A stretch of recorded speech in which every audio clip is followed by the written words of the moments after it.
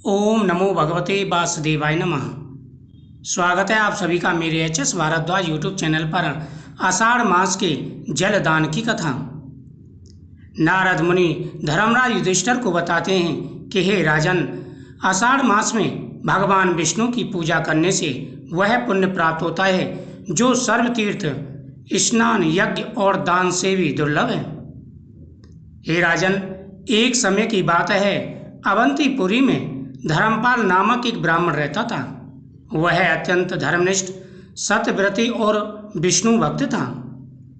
वह प्रातः कर स्नान कर तुलसी में जल देता था, दिन भर उपवास कर विष्णु भगवान का धूप दीप से पूजन करता था, रात्रि में हरि नाम संकीर्तन करता। एक वर्ष आषाढ़ मास में उसने विशेष भक्ति से हरिशयनी एकादशी का व्रत किया। उसी रात स्वप्न में भगवान विष्णु ने दर्शन दिए और कहा, हे धर्मपाल, तूने मुझे प्रसन्न किया है। जो आषाढ़ मास में व्रत और भक्ति करता है वह मोक्ष पाता है। मैं स्वयं उसके जीवन के सारे कष्ट हर लेता हूँ और जीवन में मार्गदर्शन कराता हूँ। हे धर्मपाल, आषाढ़ मासी यह भक्त्वा पूजयेद्यं च पंडितः संयाति परमं स्थानं मम लोकं सनातनम। जो आषाढ़ मास में श्रद्धा से मेरी पूजा करता है वह सनातन विष्णु लोक को प्राप्त करता है। आषाढ़ मास में भगवान विष्णु की पूजा करने से मनुष्य के सभी पापों का नाश हो जाता है। आषाढ़ मास में भगवान विष्णु की पूजा करने से मनुष्य के सभी पाप नष्ट हो जाते हैं। इस मास में व्रत, कथा, दान करने से मनुष्य को पितृलोक, देवलोक और अंत में मोक्ष की प्राप्ति होती है।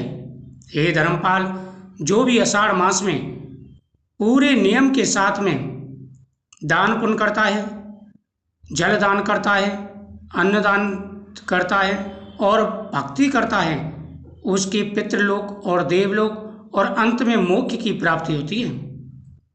पितृ प्रसन्न होते हैं, देव प्रसन्न होते हैं और हर मनोरथ पूरे हो जाते हैं। जो धार्मिक कथा, हरि नाम या श्रीमद् भागवत का श्रवण करता है उसके 7 जन्मों के पापों का नाश हो जाता है।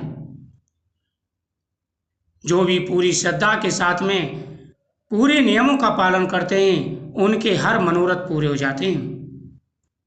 आषाढ़ मास में जल दान की कथा। पुरातन काल में विनीत नामक एक ब्राह्मण था। वह अत्यंत निर्धन, दुर्लभ और उपेक्षित जीवन जीता था।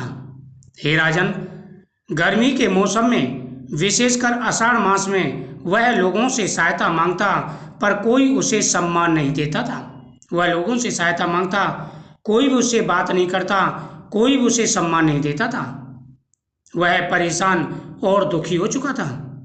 एक दिन वह एक संत के पास पहुंचा और बोला कि हे महात्मन, मैं बड़ा परेशान और दुखी हूँ। भगवान का प्रिय आषाढ़ मास चल रहा है और मेरे पास दान करने के लिए कुछ भी नहीं है। मैं पुण्य कर्म करना चाहता हूँ लेकिन मेरे पास धन नहीं कि मैं यज्ञ करा सकूँ या दान दे सकूँ। संत बोले, हे वत्स, आषाढ़ मास में एक छोटा सा उपाय करो जिससे तुम्हारा जीवन सार्थक हो जाएगा। प्यासे को जल पिलाना और जलदान करना यह सबसे बड़ा पुण्य है। अगर तुम प्यासे को जल पिलाओगे, जलदान करोगे, तुम्हारी सारी मनोकामनाएं पूरी हो जाएंगी। संत ने उसे समझाया, जब सूर्य उत्तरायण में होता है और पृथ्वी पर गर्मी चरम पर होती है तब जल का एक लोटा दान भी गंगा स्नान, अन्नदान और स्वर्ण दान के बराबर फल देता है। विनीत ने अगले दिन से आषाढ़ मास में प्रतिदिन पतितों को ठंडा जल पिलाना शुरू कर दिया। रास्ते में घड़ा और लोटा रखकर सबको मुफ्त में जल पिलाने लगा। धीरे धीरे लोग उसका सम्मान करने लगे, उसका जीवन सुधरने लगा। आषाढ़ शुक्ल दशमी की रात्रि को विनीत को स्वप्न में यमदूत और विष्णु दूतों का संवाद सुनाई दिया। यमदूत कहने लगे, यह ब्राह्मण पापी था, इसे ले चलो और इसे नरक में डालना होगा। विष्णुदूत तभी वहाँ पर प्रकट होते हैं और कहते हैं नहीं, इसने आषाढ़ मास में जलदान किया है। यह दान तीर्थराज प्रयाग के स्नान और अश्वमेघ यज्ञ के समान है। यह विष्णु लोक का अधिकारी है। उसी क्षण विनीत की आत्मा भगवान विष्णु के लोक को चली गई। शास्त्रों में कहा गया है, यह प्रातः शीतलम तोयम ददाति पतिकाय वे सायाति परमं स्थानम विष्णु पदोक्तम यथा। जो व्यक्ति प्रातःकाल ठंडा जल प्यासे पथिक को देता है, वह विष्णु के पवित्र चरणों तक के समान पुण्य प्राप्त कराता है। ताम्रपात माटी के घड़े या लोटे में जल देना श्रेष्ठ माना गया है।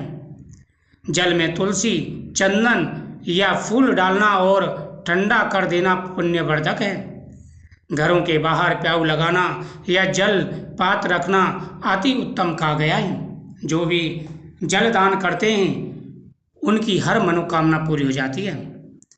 मिट्टी के बर्तन में जल देना सर्वश्रेष्ठ कर बताया गया है। अगर जल में तुलसी जल डाल दें और उसे मटके में रख करके जल उससे पिलाएं, अनंत गुना फल की प्राप्ति होती है।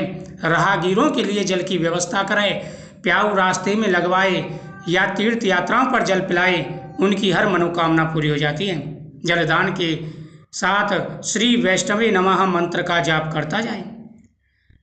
7 जन्मों के पाप तुरंत नष्ट हो जाते हैं। जलदान का इतना महत्व है कि जलदान का संकल्प मात्र करने से 7 जन्मों के पापों का नाश हो जाता है। पितरों को तृप्ति मिलती है। पितृ बड़े प्रसन्न होते हैं। जो जलदान करता है उनके पितृ उनसे बड़े प्रसन्न रहते हैं और कहते हैं कि ये व्यक्ति बड़ा पुण्यशाली है, हमारा बड़ा भाग्य है जो हमारे कुल में इसने जन्म लिया और यह जलदान कर रहा है। मृत्यु के उपरांत विष्णु लोक की प्राप्ति होती है। जब तक संसार में रहता है हर प्रकार का सुख और वैभव प्राप्त होता है और मृत्यु के बाद उसे वैकुंठ लोक की प्राप्ति होती है। वह वैकुंठ लोक का अधिकारी हो जाता है।